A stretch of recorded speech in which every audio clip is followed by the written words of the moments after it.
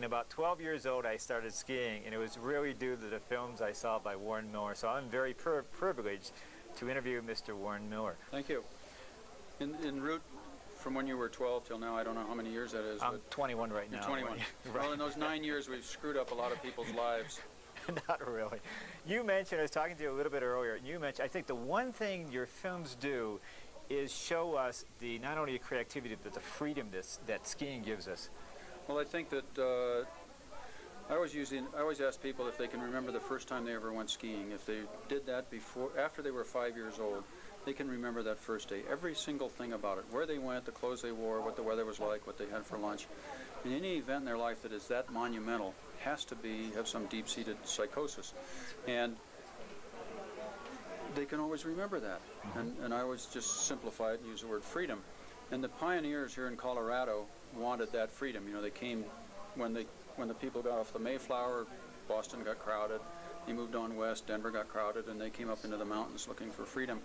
And as we stand here in this museum and think about freedom and think about the history and how much of skiing as it is today was invented in this state, if you will. You know, we can just, I don't want to discount ski racing. It was a very vital part of it. But some of the real pioneers were here.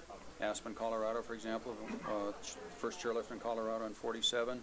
When Pete Seibert and the guys got together and bought the whole Vail Valley for the Vail Rod and Gun Club and built probably the premier resort in the world. And now the museum, obviously, in my opinion, rightly belongs here.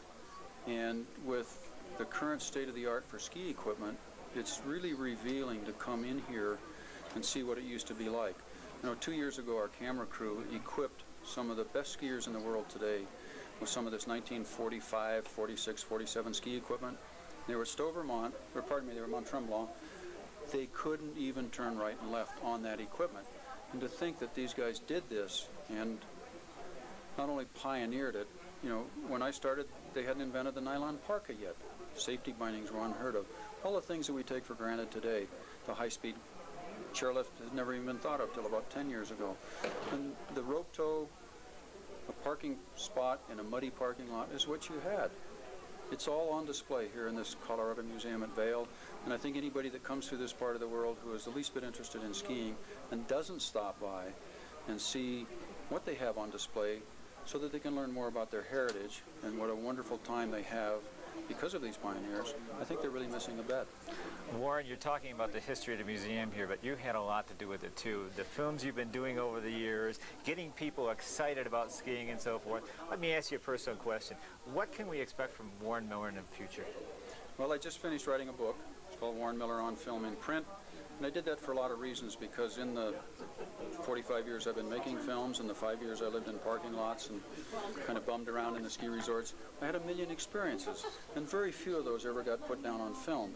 So now I wrote a book of about, I don't know, 45 or 50 of those experiences, and they sell them here in the museum, of course. It's called On Film in Print, Warren Miller on Film in Print.